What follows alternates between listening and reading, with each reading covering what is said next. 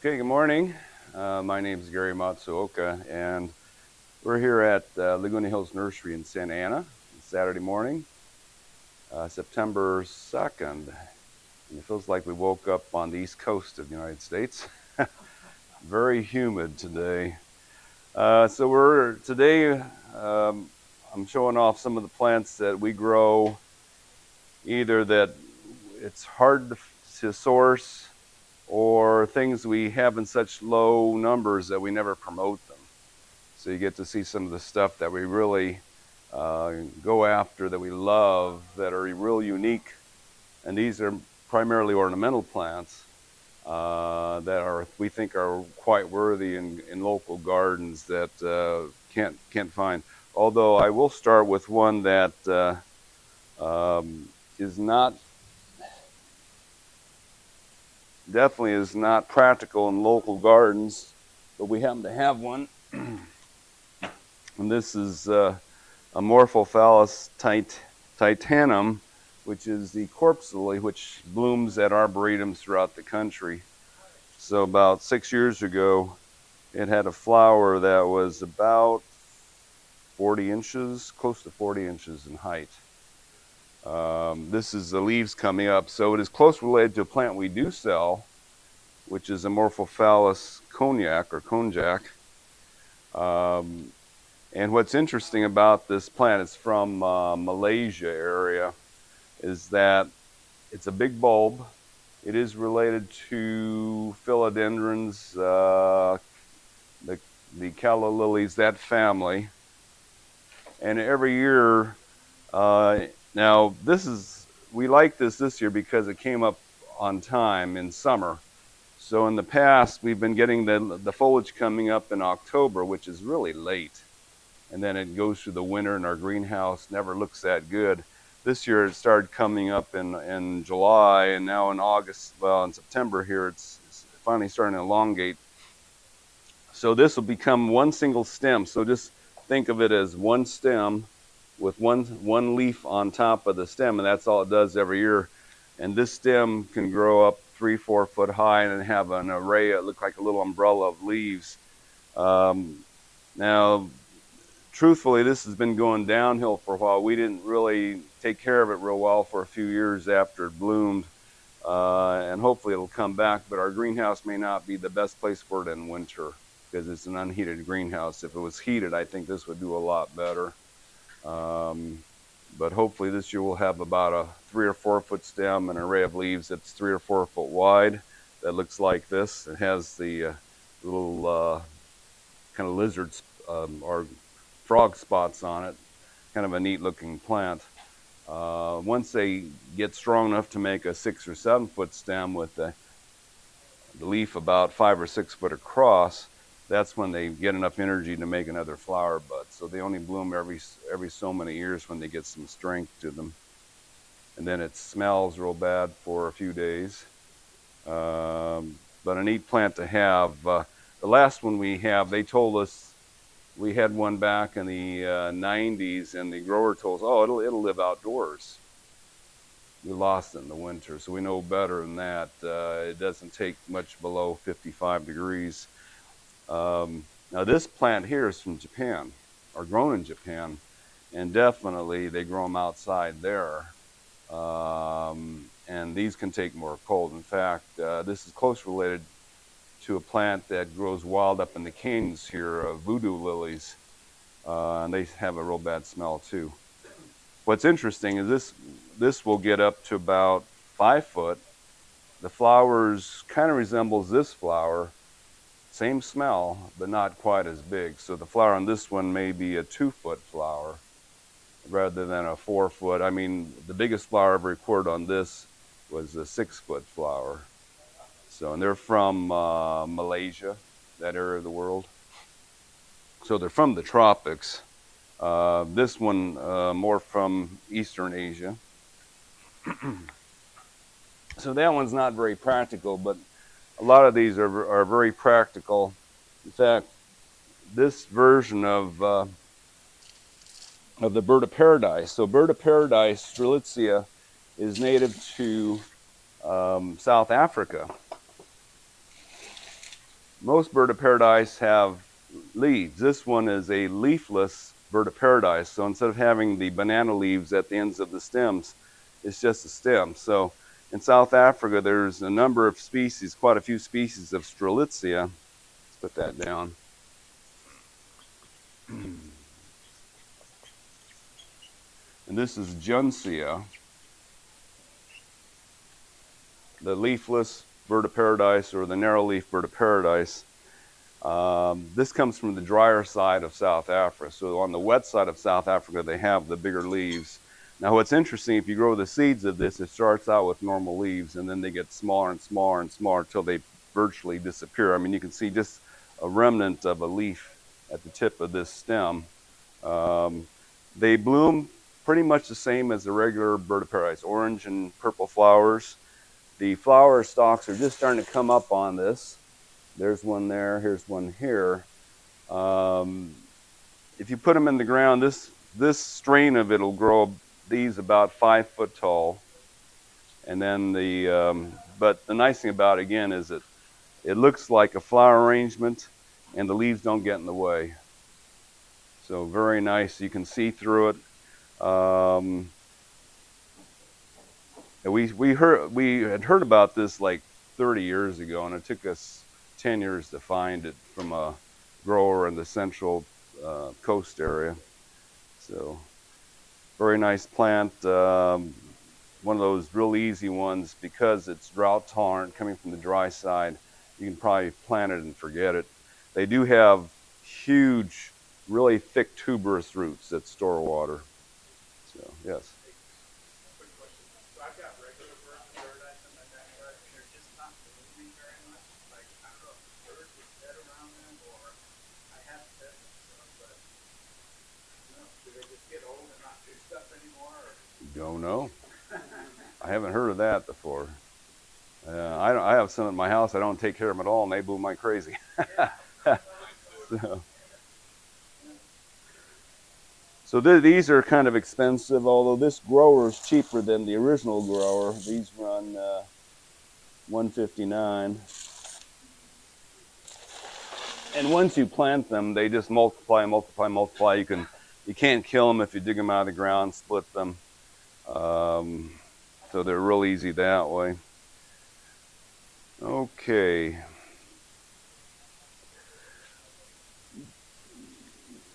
This is one of our favorite vines, Alamanda cathartica.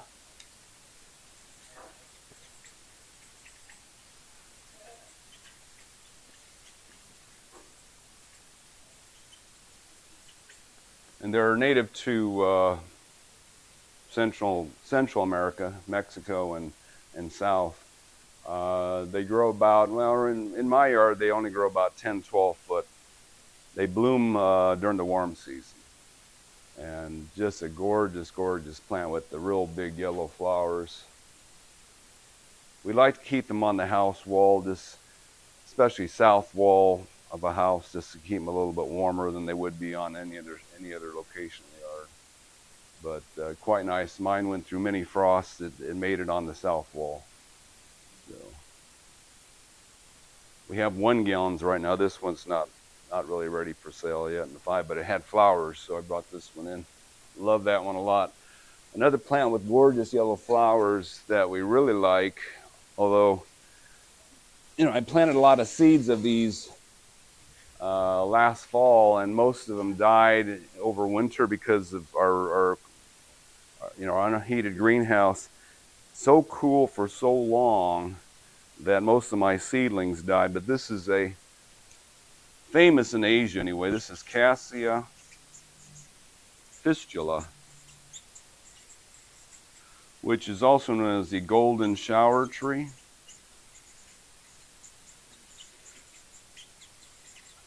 And there are specimens of this in Long Beach, even in Tucson, Arizona, so they can handle the cold when they get older. A little delicate when they're young, especially when you just start the seeds. And we got hit by that cool weather. We lost most of our coming up crop. But these grow into small to medium-sized trees. So I would say For us, they start blooming when they're about 4 foot, and they bloom in the spring. Now these are just leaves on this. It's got no branching yet. So they make horizontal branching, and then off those branches, usually late winter, they drop a lot of leaves, get kind of bare like jacarandas do. And they have these streamers of flowers that hang down about this far. Brilliant yellow flowers just hang. And it is a national treasure of Malaysia. So I think what country is that it's on their um, emblem. They have the Cassia fistula as their emblem tree because it's absolutely gorgeous when it blooms. Um, so this, once they're a little older than this, they're pretty immune to the cold around here. Plus, you know, we have that one in Tucson is real famous. That gets pretty cool over there some years, but they love the heat. So Cassia fistula. A couple other trees we really like. I mean, this is Dallonyx regia, which is considered perhaps the most gorgeous, striking tree in the world.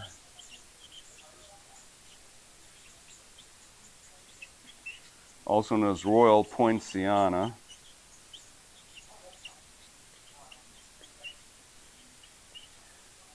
Same thing happened this last winter. A lot of the seedlings I was growing rotted out. It was too cold in our greenhouse. This is one that made it, and you can see how fast it's growing. So we just planted this from seed less than a year ago, and it'll probably reach close to 4 feet by the end of this year. But absolutely gorgeous foliage. There's a famous one in Placentia off of Orangethorpe, one of the side streets right along the 57 freeway. When it blooms every May, covered in these glowing deep orange flowers. Just absolutely gorgeous. Didn't bring a picture with it, but if you look that up on the internet, when they bloom, they're just a sight. And that was the only one anyone knew for about 40 years. It was brought up from Mexico. These are native to Madagascar. But throughout the tropics, they grow this tree because it's absolutely gorgeous. But the only one that was known for a long time in Southern California was the one in Placentia. And then Cal State Fullerton started taking seeds off of that and growing it at Cal State Fullerton. They have some in their arboretum. And then they started showing up in all the neighborhoods. So there's quite a few around now, although I don't know that many that have bloomed. There's one in Anaheim that I've seen that has seed pods, so we know it blooms. But and the ones at the arboretum bloomed, I think, after 8 or so years. So it takes them a while to get some strength.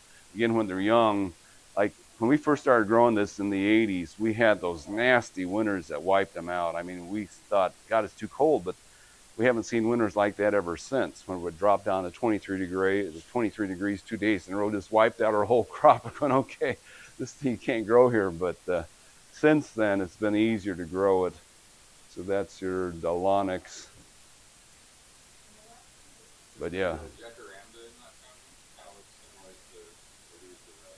Don't believe so. Jacaranda is a trumpet flower. This is, yeah, I don't know what family this is. Don't recall.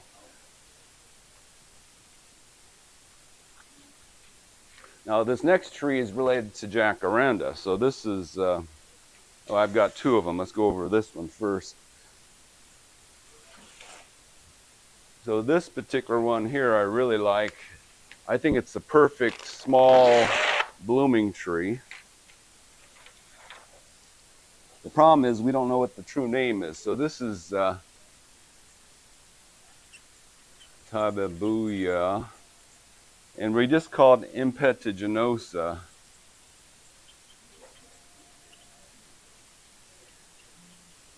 And we consider it to be the dwarf pink trumpet tree.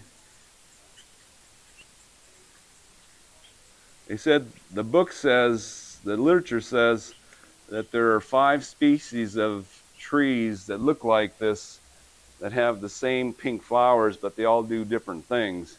So in the trade, the trunk trees that they sell are really big ones that grow the same size as jacaranda. So the ones we see, they'll be a straight stem for 6 feet before they branch, just like what jacaranda does. This thing branches at a foot, and it keeps branching, so you have to train it up. But the nice thing about this one, it only grows about 15 foot, maybe 12 to 15 foot is it.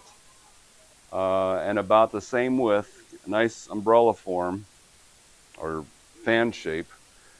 Um, so we do have to train it so it wants to branch real low, which is a problem. It gets in your way. So we are making this stem instead of this stem the major stem. We've been cutting this one back, and we'll probably take that off pretty soon. Get to branch here, and I might just save one of these two as the main trunk so that we have a 3-foot clear trunk without branching on it before we let it go. But the first time I grew this back in the 80s, I had a few pink flowers the first year. I said, oh, that's nice, not very good show.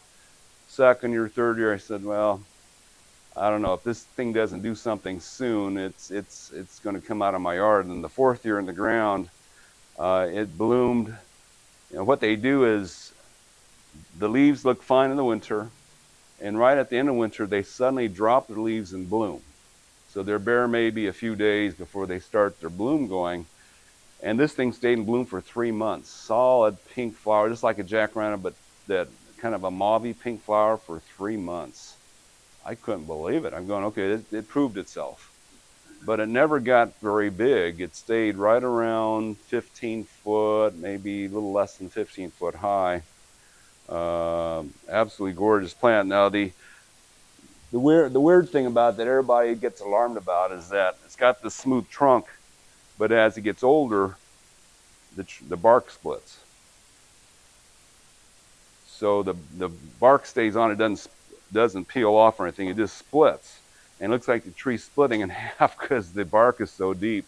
So don't get alarmed on that. The bark gets real rough on an older tree. But and then within a few days, well, actually, they get all their leaves back before they finish blooming. So really, it's not ever totally bare. Normal bloom period is 2 months. 2 months solid bloom, kind of like jacarandas do. But that year that I threatened it bloomed for 3. So it bloomed from the end of January to the beginning of April. I was just amazed that it bloomed that long.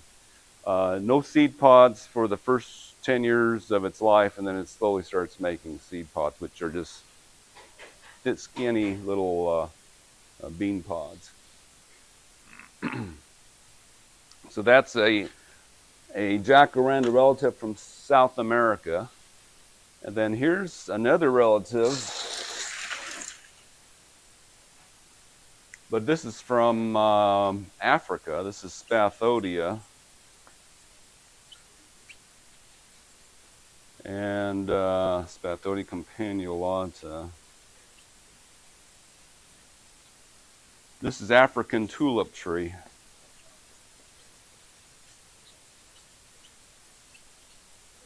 And it's hard to see the resemblance because the flowers are like a hand. So now this one, we've already sold one this year that bloomed at this height. This one is wanting to grow a little bit higher before it blooms. But usually they grow about, in fact, I think the flower might have got knocked off because I see where the flower is supposed to be, but it's not there. So what they usually do is they grow about 3 foot, make a flower cluster that's this big. So each flower cluster has about 20 or 30 flower buds on it. And each flower opens up, it's about the size of your hand. It's a red orange. It's not orange red, but it's red orange. It's a deep, dark, not quite red. And each flower opens like this, but there's a whole bunch of buds. It's like a candelabra that just opens up about a foot across at the top of the stem. And then once it does that, it makes 2 side branches. They go up, and they grow up about 3 foot, and then they bloom. And it keeps doing that all year. So you end up with this tree. If you go through Seal Beach, their main streets lined with this tree. And Newport Avenue going down toward Newport. They've got this in the center of that street too, and along the 405 freeway in Westminster, they've got these, and they're got these huge orange flowers. Now these things grow about, uh, well, they're a moderate speed grower, about 3 or 4 feet a year. There is one down at the San Diego Zoo that's probably over 100 years old. It's about 80 foot. So they can't get big. There's one in Seal Beach that's 50 or 60. So they can get big, although it does take some time. And you can trim them. They trim real well. We've had a little frost problems back in the late 80s with them. So the ones along the 405 freeway in Westminster, they lost a few of those, but most of them have recovered, and they look quite nice. But just one cluster of flowers sells this thing. This has to have one cluster of flowers. It's real impressive blooming.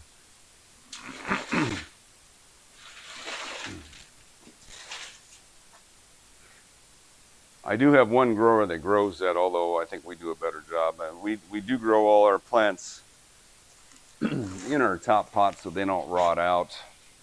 So you can water them as much as you want. You're not going to have any problem with that. This one we actually brought in. Didn't grow that one. Okay, another blooming tree that's really spectacular, but not in its pot. So this is a hard one for us to sell because it doesn't look like much in a container. It looks like a big perennial. This tree does not exist in nature. This is Erythrina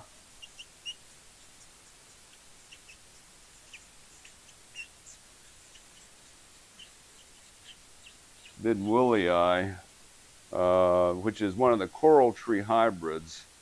And it's our favorite of the coral trees because it's small. It doesn't get huge, but it never shows much in a pot at all. I mean, it makes flower stalks here maybe 2 or 3 foot long, but you get this thing in the ground and suddenly these flower stalks are 6 foot. So you get 6 foot of pure red flowers. It's just amazing. And for the first few years, what they do is they look like a giant penstemon bush. It's just making these flowers. I would say, in Texas or any place where it gets too cold in the winter, it'll just be that. It'll just be a big flowering bush in the ground. But here, what happens is after a few years of no frost, they develop a decent trunk on them. At our last store, we had a trunk that was about this high, and then the branches from there, branches about that thick. So it gets to be a small coral tree, say 12 foot high, maybe 15 foot max by about 15 foot wide, with flowers being another 3 or 4 feet outside of that. But they can bloom all year. They can bloom all year. The hummingbirds love them. People buy them just come and are just amazed. It takes about a year for them to get going, but once they get going, it's just an amazing show year round. They may not bloom all year, but they're capable. They're always growing new flowers constantly. We never saw anything at our old store. We had it in the ground for about 10 years. No visible roots. Yeah, the rare coral trees are nasty, but they get huge. This is relatively small. So this was the name sounds Australian because they had crossed them. They crossed the Texas species with the Mexican species, the naked coral tree with the one in Texas that was just a perennial bush that dies to the dirt every year, and they crossed it and got this in Australia, hence the bidwillii name.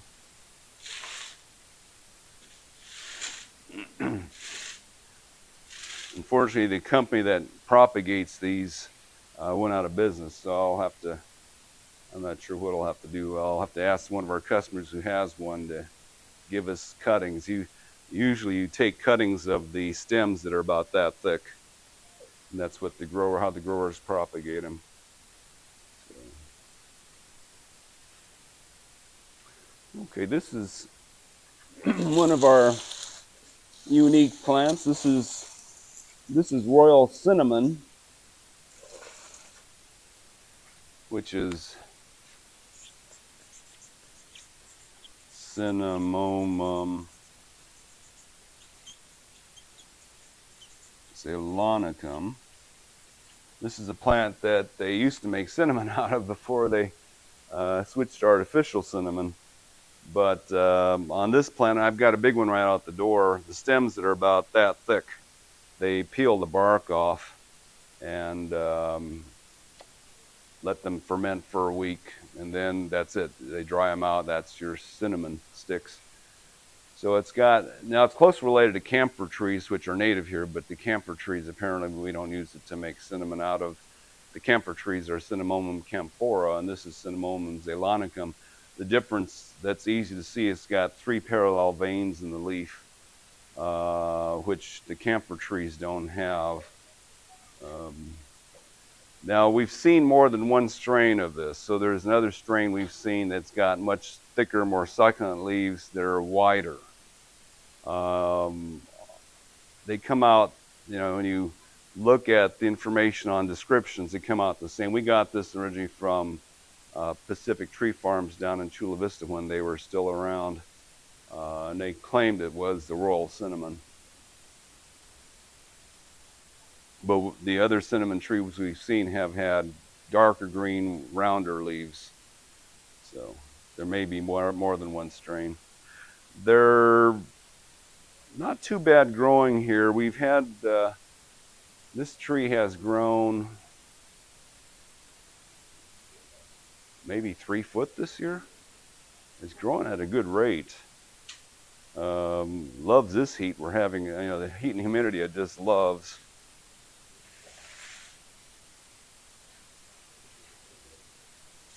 Very difficult to propagate. We tried the seeds one year, and they take 5 to 8 months to sprout. And we do cuttings now, and cuttings take about 3 to 4 months to root. It's like, okay, they're not easy to propagate either way. Our new crop of these are all less than 6 inches tall. So we'll have a bunch of these for sale maybe the end of the year. Maybe next year. The last tree I've got, this is something unique that we're proud to offer. This is a Bodhi tree.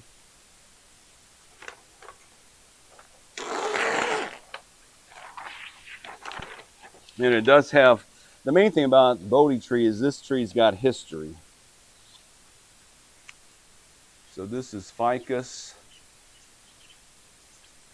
religiosa, and it is, okay, I forgot how to spell Bodhi. H-O-D-I. I think I spelled that wrong. B. That sounds better. Okay, so it is a clone of the tree that Buddha sat underneath to be when he was enlightened. So it's a famous tree that, 500 BC is when he was enlightened. And he sat underneath the Bodhi tree for 30 days or whatever it was, 60 days. He said he loved the tree because it provided everything he needed. The water that collected on the leaves was his drink. He could eat the berries, the little figs that it made, and it provided shade to keep him cool. And when Buddhism became a religion, and quite a few fanatics in the region, the Queen of India kept threatening to, because it became more important than the royalty of India, threatened to tear the tree down. And they cut it down once and it grew back from the stump. So the Buddhist disciples were all scared that it'd be destroyed. So they took cuttings of the tree and took them around the world to that area of Asia. And there was one in Sri Lanka that is still the original cutting. The original tree was destroyed. They said it was cut down so many times by the royalty in India because they were jealous of its influence. But the one in Sri Lanka, they said, has been under guard ever since, 200 and something BC? So it's the longest surviving cultivated tree known in man because it's been under guard for that long. But anyway, they sent cuttings of it around the world. So the history on this one is in Hawaii, the Buddhist, what do you call it, monks or the people that spread the religion, they said they were treated so well by the Christians there that they brought them a cutting of the Bodhi tree, and there's one in Fairchild Gardens in Hawaii that's from the tree in Sri Lanka. And then from that tree in Fairchild Gardens, they took a cutting of that and planted it at UCLA. One of my relatives, who's a retired Buddhist minister, was notified that they were cutting that tree down to make more buildings at UCLA. So he said he climbed the construction fence, took 11 cuttings, one made it, and that tree is at Senshin Buddhist Church in West LA, Central LA. Sometimes he has the Bloods guarding it for him. He had to make friends with all the local gangs to be able to survive in that neighborhood. So that tree's been there. He couldn't get any cuttings to start, so he had me take some cuttings. Not the easiest tree in the world. I think in the tropics, with the more humidity, it's a lot easier to make cuttings from it. But I was able to do I've done about 30 or 40 trees over the last 20 years. We sold our mother tree to we were told he was the former president of Vietnam. He wanted it.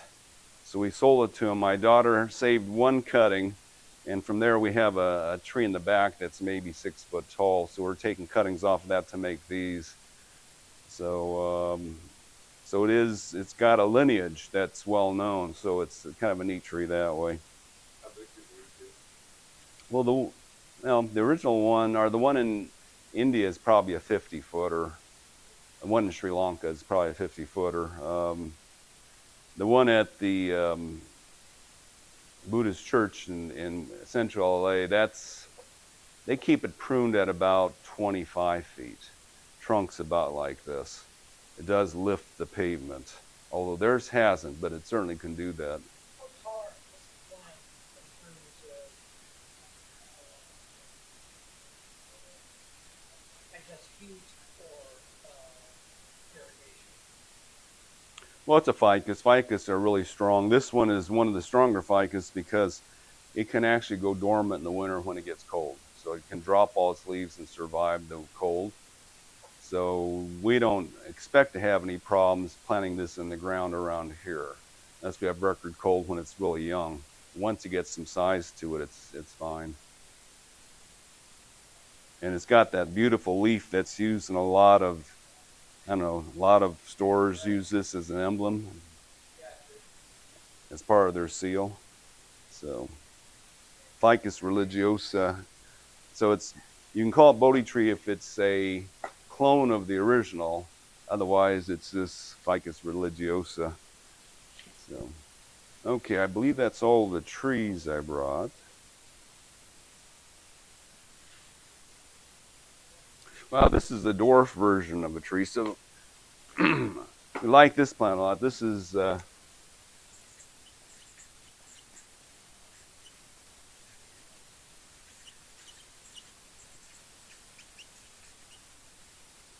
got two species names. I think subporosa might be another one they use. Acacia cognata, cousin it. Used to spell it with one T, and then they had to add another one because cousin it is trademark, I guess. But anyway, this thing, dwarf version, grows about 2 foot high, 3 foot wide. So it's just a real fluffy little bush. I've seen pictures of it close to 3 foot, but I haven't seen one in person that size, but absolutely gorgeous. If I buy this from any other grower, it usually just fades out while it's still in the container and dies. We throw it away. So we have to grow these in our top pot, and they stay real nice looking. I've only started growing this one, so we only have a few. Well, these will be ready in a month or so. They're not quite ready to transplant yet.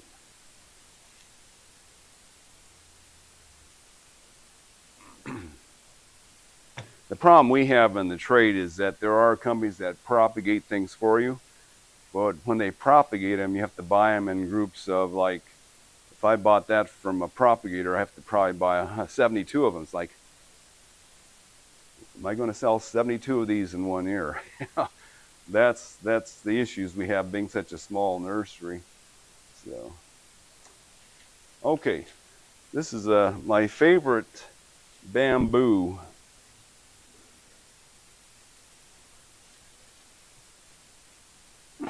This is Mexican weeping bamboo.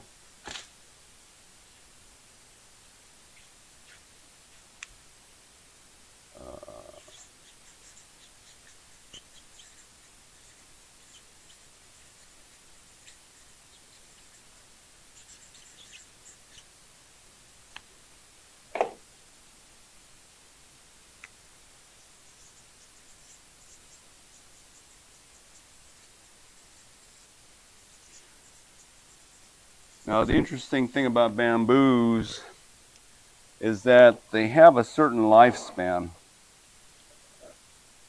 And these just started over. So about 3 years ago, we stopped carrying these because the grower told us they're all blooming now. So when bamboo blooms, every single specimen of it around the world blooms at the same time, and then they make seeds and they all die. So these all died a couple years ago, and then this is a new crop from the seed, and these will grow another 20 to 50 years, and then they all seed and die. So every once in a while we lose the entire population of them. But this was introduced, one of the first places it was introduced to was the Alley Arboretum, and when I saw it there, I couldn't believe how it looked. So these things can grow between 10 and 20 foot tall. So the stems, and it's considered a clumper, but I would tell you it moves a bit more than most clumpers do in the ground. But the stems go up, and then they just turn over and hang down. And at the Alley Arboretum is a 100-foot long wall of this. It looked like a big green waterfall. Absolutely gorgeous. As they mature, the leaves get smaller and denser arranged. It's almost feathery-like. So this is young, so they're still large, long leaves. But as they get older, as this branch, each branch on a bamboo tends to live about 3 years. And as it matures, the leaves get shorter and denser on the branches. And then things just, now it takes about 4 or 5 years for this to reach full height. So they'll grow 3 foot taller every year till they reach max height.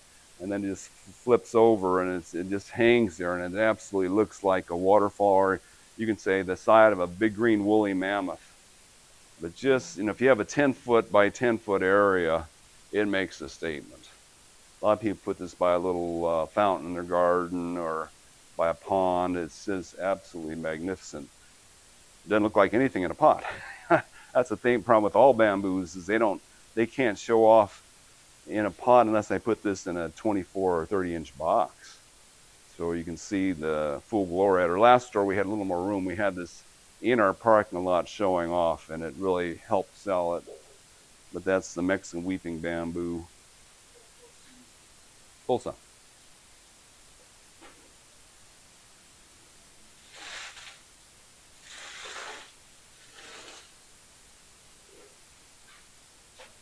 Couple of vines that we really like.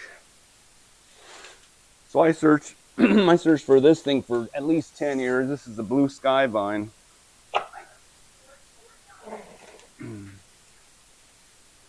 Thunbergia. Thunbergia is, I believe, are native to Central America. This is Thunbergia grandiflora. We just trimmed this back so the flowers were knocked off, but this is the flower. Beautiful flower.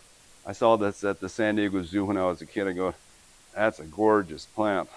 So they'll bloom year-round, although it's not heavy year-round, but they have flowers on them year-round that look like this, and they're usually in clusters of 3 to 5. The bad thing about this is it grows really fast. It's like the quickest vine I've ever seen. So I put in my backyard once. I had a big backyard. And 1 month it was at the top of my tree next to it. I'm going, no, I can't grow this in my yard. It's just too fast. But if you've got a really big patio roof or pergola or a really long fence line, it'll cover it. The book says it can reach 50 foot. So it is one of the bigger vines. Thunbergias in general have that reputation. I know when I was at South Coast Botanical Gardens in Palos Verdes, this is like 40 years ago. Half the property seemed to be covered in Thunbergia. Not this one. It's covered in the orange clock vine, just growing all over the place. I guess they couldn't control it either. Yes. Kind of reminds me of morning glory a little bit. Well, it doesn't come out of the dirt though. You remove it, it's gone. Whereas morning glory, I guess, those big tubers in the ground that keep popping up. Because morning glory essentially is a sweet potato. So, but these don't have that, so you pull them out, they're gone. But they are fast. Now there's another plant that we've been growing, but we lost our mother plant when someone cut it back in the winter and it didn't come back this year. My daughter has the last plant of it. It is another Thunbergia called Mysorensis. And it's totally different than this. Similar leaf. The leaves are a little bit rounder than this. But what it does, the Mysorensis, is the flowers hang in clusters up to 3 foot long. And they come off the cluster like that. And that flower is a maroon and yellow. And they're just hanging. So you put them on the top of a patio roof and all these flower clusters just hanging down. A maroon, they call it brick and butter vine. Thunbergia mysorensis.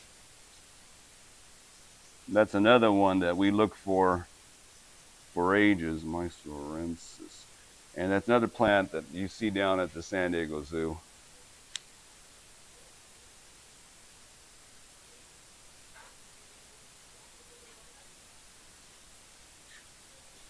Hopefully we'll have those available next year. My daughter planted her house. Okay, another vine that used to be real easy to get a hold of is now is really difficult is the Wisteria Cook's Special Purple.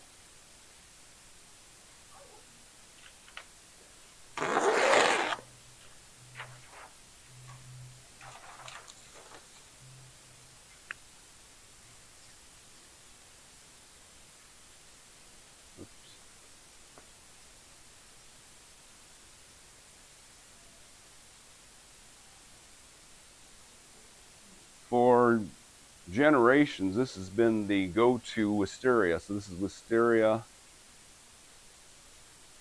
chinensis, Cook's Special Purple. And it is the darkest, I mean, it's a light purple, but if you look at all the wisterias, it's the darkest purple out there. Super fragrant. Every April.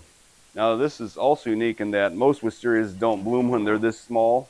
It takes them years and years to bloom. Well, this thing, when we got it this year, when it was this big, it was blooming. First thing it does is bloom. So it blooms for the entire month of April, just no leaves, just solid hanging clusters of flowers that are this long that are fragrant.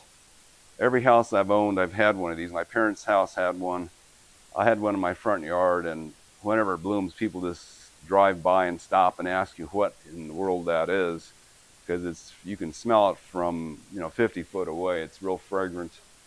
But the other thing about this one that makes it unique is that it blooms for a whole month in April, takes May off, and then all summer long it's got a light bloom, maybe 1/5 the flowers in April at one time, but it just keeps blooming. We haven't seen any other wisteria that does it as well, although there is wisteria. Now this is native to China. There's the American wisteria that can rebloom too, but it's nowhere near as prolific a bloomer. They do lose all their leaves in the winter, and they're not real pretty plants in the wintertime. But this variety of it is just unique in how well it blooms.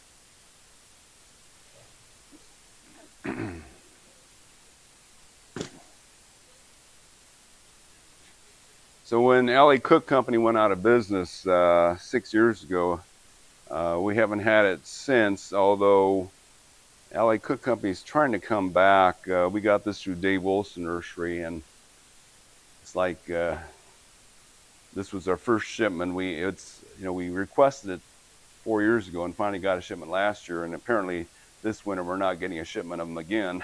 They don't have enough to serve everybody, so we get a shipment every few years, I guess. So, okay, some other plants. Now this is not a rare plant, but we grow it because everyone else's plants die. This is Pittosporum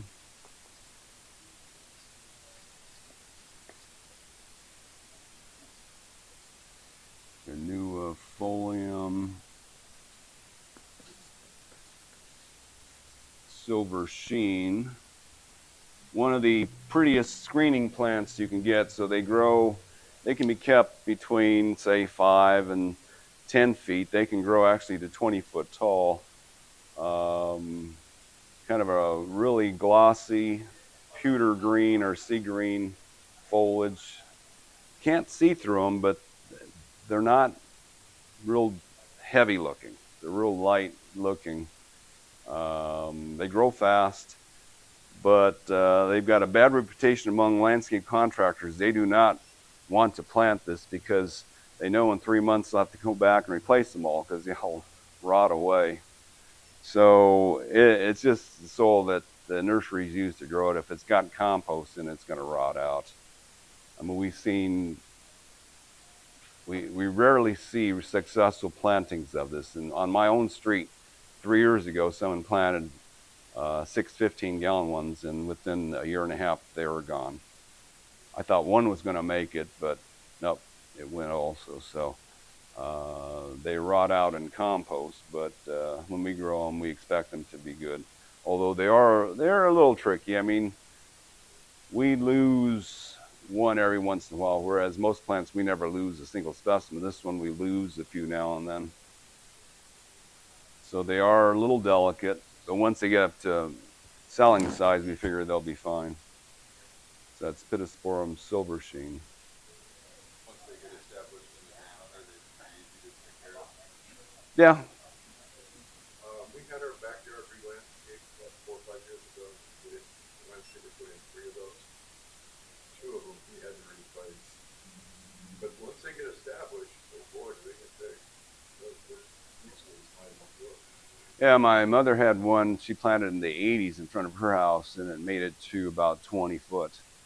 Maybe trim back. Oh yeah, they're a hedge plant. So you can trim, I would say, down to 5 or 6 foot. I wouldn't go much shorter than that.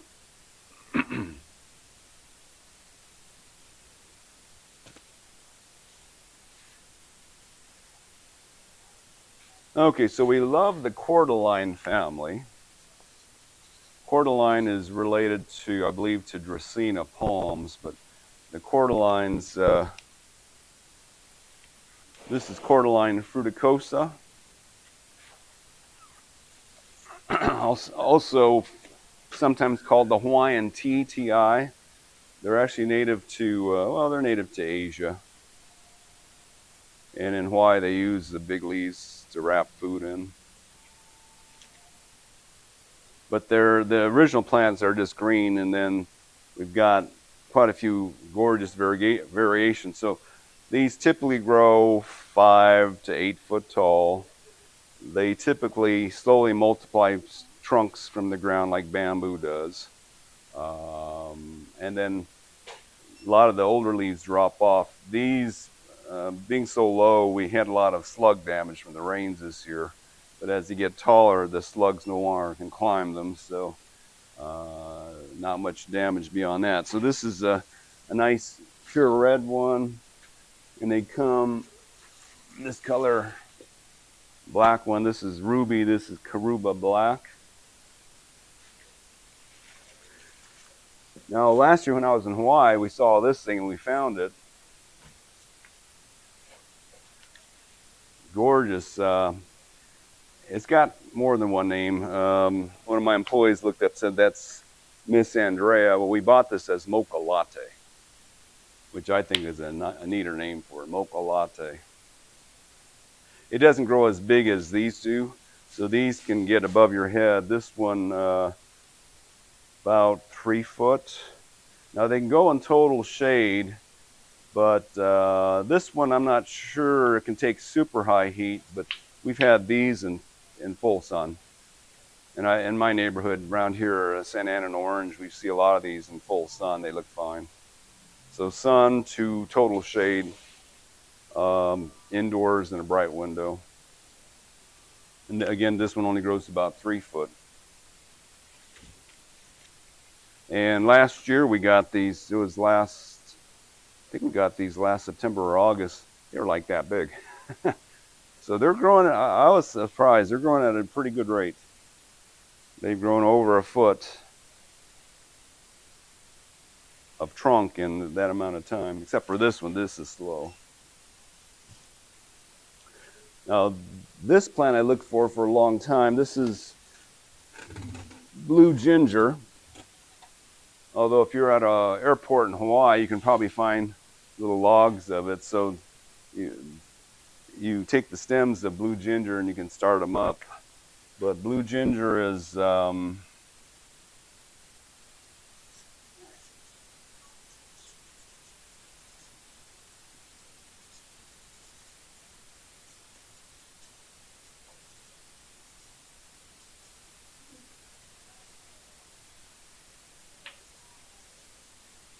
Dichorasandra.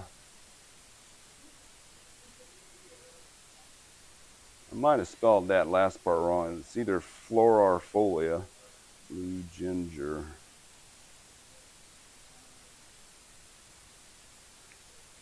It is in the, so even though it grows like ginger, it's not related. It's in the Tradescantia family, or Comolaceae, which is the same family as the plants we used to call wandering Jews.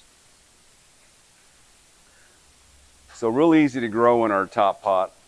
And these flowers aren't open yet. So they usually bloom starting at the end of summer. Now, because we were so cool this year, this is not half the height it normally is. So it's time here for it to bloom, but they started growing really late this year. Normally the stems would be about 4 foot in length. And when the flowers open, they're a deep cobalt blue. It's a gorgeous color. And they'll bloom all the way into winter. So all through fall into winter. Now this plant's scorching because we lost the shade on it. So they like to be in medium shade or dappled sun. But our trellis, we lost one of our vines covering it, so it gets pretty hot in there now. So it's scorching a little bit, although I'm sure it'll bloom fine. If you go to the tropics, like if you go to a resort in Hawaii, they always have them underneath the taller trees. It can lose all its leaves and die to the dirt in the winter. If we get a frost at all, it'll die to the ground and then come back up. So, nothing for sale at the moment. We lost all our cuttings in our greenhouse this year. My daughter, I think, just potted up some cuttings, which may be ready in a month and a half.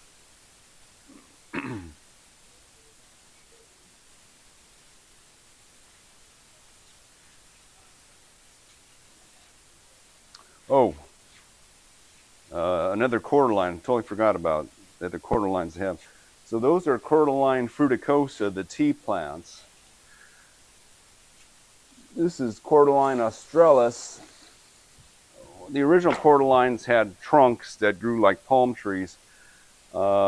Back 20 years ago, 30, almost 30 years ago, they started finding ones that are more grass-like to take the place of flax plants. So they, and they developed the variegated versions of it. Well, the one that's been hardest to get that we just got a hold of, these aren't ready for sale yet. It's cordyline electric pink. So this has been the top seller, but nobody's seen it for 3 or 4 years. I mean, we used to sell these like crazy, and then we found out they rotted in the compost soil, so we started growing our own.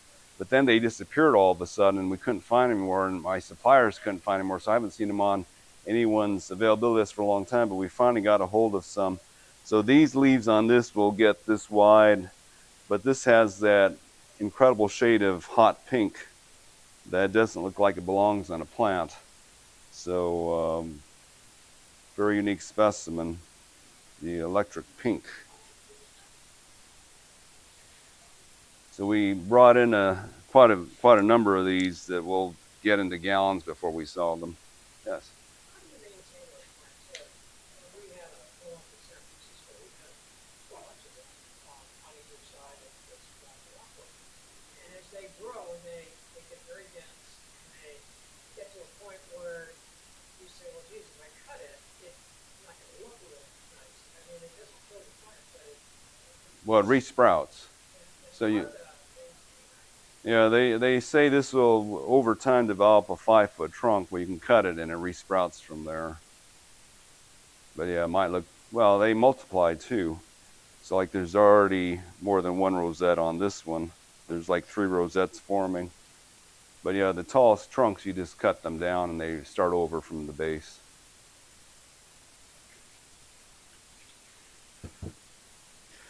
Now here's a plant that grows a like a cordyline or like a dracaena. This is Pandanus amarillifolius, which has been one we've been asked for the last 20 years. First crop we can sell. My growers had this, tissue culture grower down in Florida has had this on their velvet the last 3 years. I keep ordering it. They keep having a crop failure right before they send them. So this is the first crop of them we've been able to get. So Pandanus.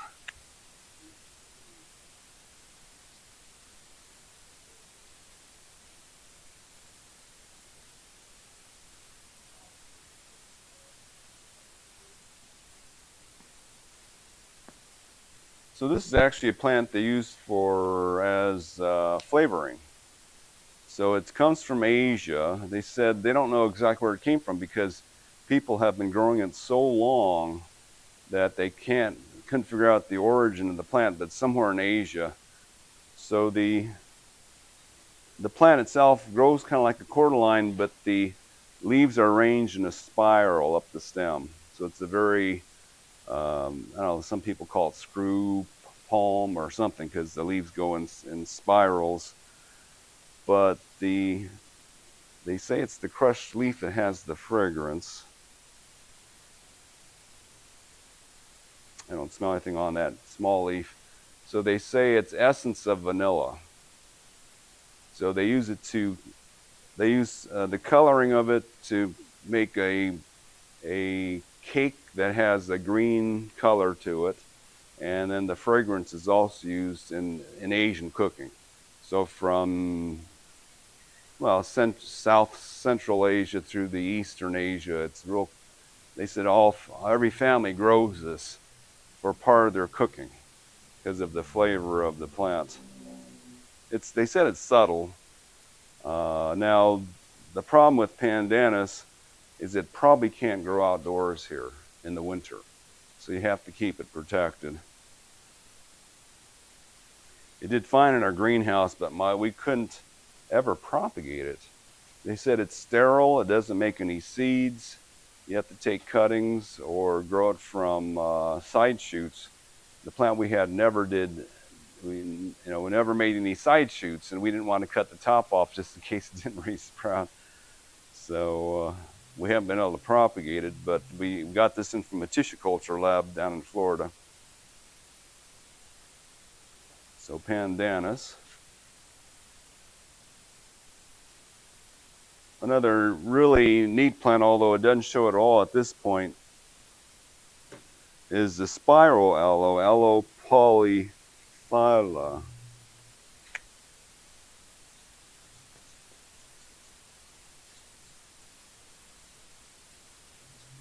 These are from the mountains of South Africa. So it doesn't show it at all at this point. It looks like an ordinary aloe. But the thing about it is, as it grows,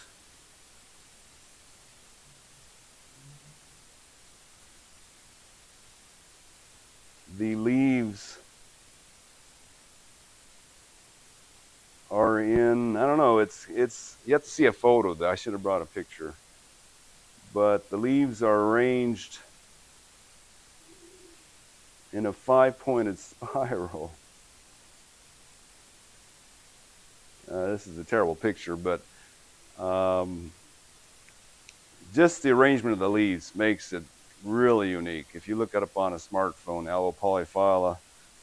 So about 5 years ago when we first introduced to this, everyone was losing theirs, and we weren't sure. They said, well, it's from the mountains of South Africa, can't take the heat in the lowlands.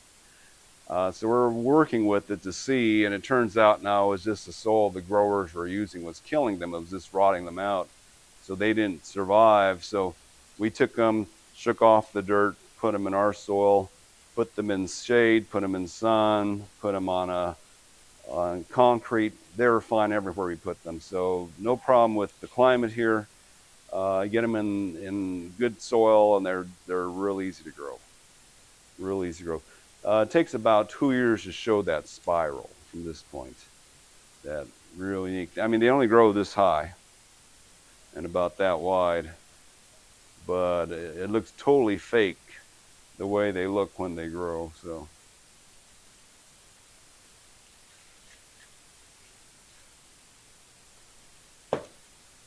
I just brought this up.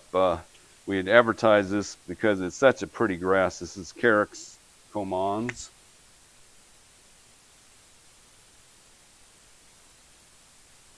Unless you see it in person, it's just hard to see how pretty it is. This is not even full grown yet. So when they're full grown, they're about this wide, very dense.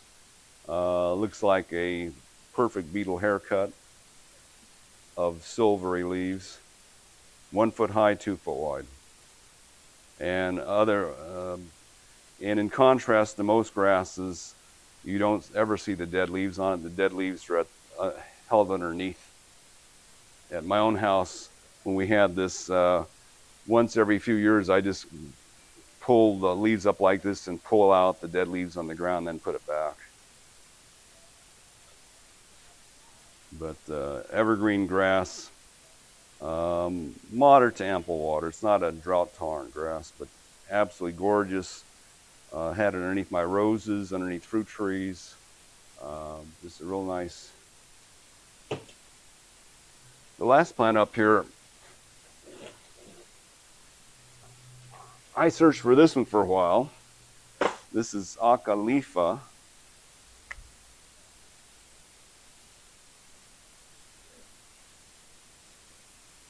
Saw this at the San Diego Zoo as an 8-foot specimen, so they can get rather tall. But beautiful foliage. The leaves, this has been in this pot for a couple of years, so the leaves should be about twice that, well, about like this. And I have one in a pot by my garage door, south side, taking the full-on heat. So it kind of looks like a coleus. It is in the Euphorbia family. It gets a little ugly in the winter. It doesn't drop its leaves totally, but it can get a little bit thin in the winter time. Here at the nursery, they did go bare. The one at my house kept its leaves because it's got underneath the eaves of the house.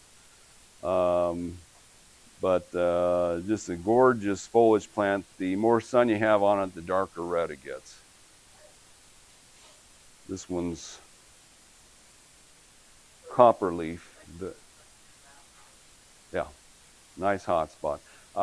They said at Orange Coast College, they showed me a picture of theirs, and they've got Louisiana red, which is a little bit redder than this one. This is copper leaf, and they love their plant too. They said some years it disappears totally in the winter because they have it out in the open, but it comes back every year. They're from Mexico. I have a few small 1 gallons of that around also. Okay, the last plant I have is just one that we grow because we love it. But you can get this almost anywhere. Now, this is not ready for sale. This is a gardenia called Amy. It needs to be about 2 more months in the pot. We have to cut it back once to get it to fill in.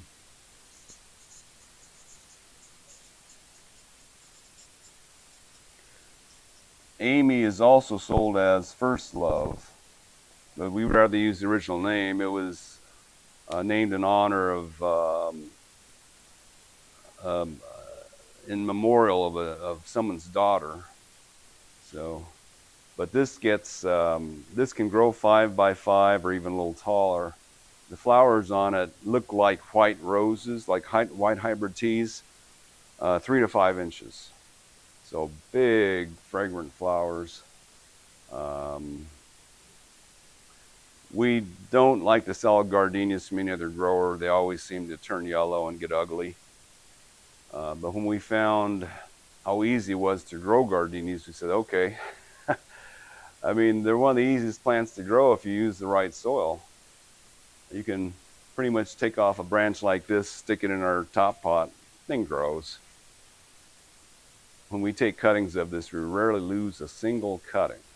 It's just crazy how easy gardenias are if you just have decent soil. If you're okay with, an area where there's lots of sun in the summer, but in the wintertime not so much. Yeah, that's fine. I mean, gardenias grow full sun to full shade.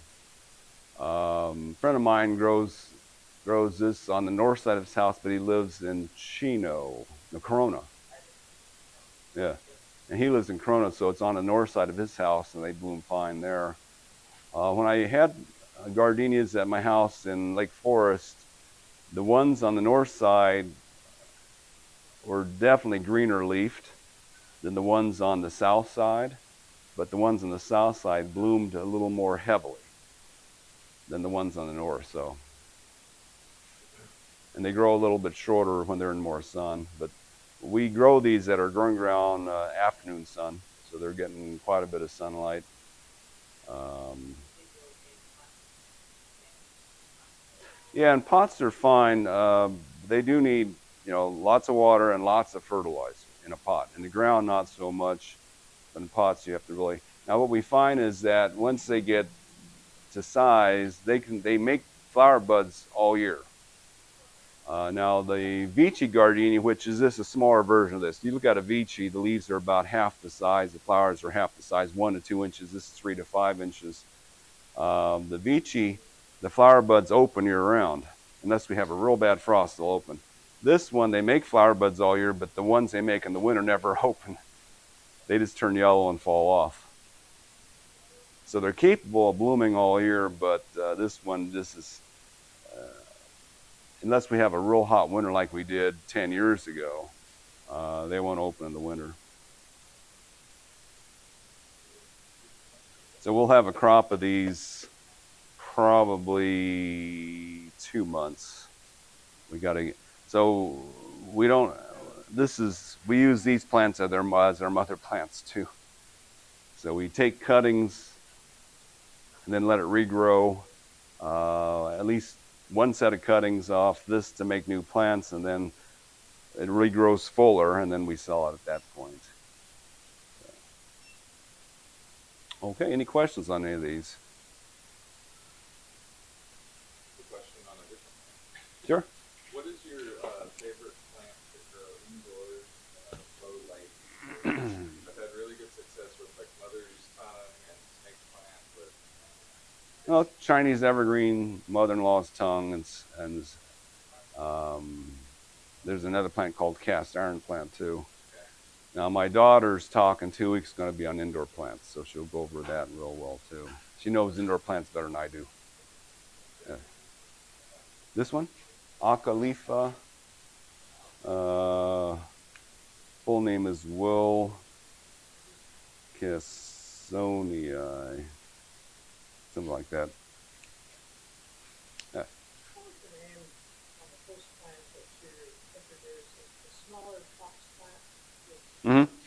Yeah, This is Amorphophallus konjac, Konjac.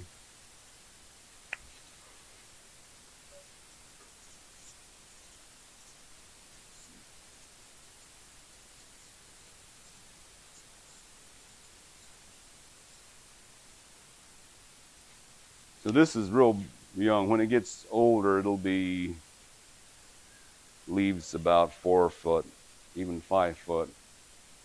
So they get good size too. What's interesting about this is they makes these bulbs that are about like this, and it's pure starch. And in Asia, especially Japan, they process the starch to make those noodles, those real slimy noodles that they have. That's what they make from this plant. They also make a confection called lychee. What do they call it? Lychee something. Real slimy. They said people choke on those every year. They're so slimy. But it's just a slimy gel that they make from the tubers of that. So it is a big industry in Asia to grow these. That the giant one does the tuber too, but I don't think they ever process that one. Okay. All right. Thank you.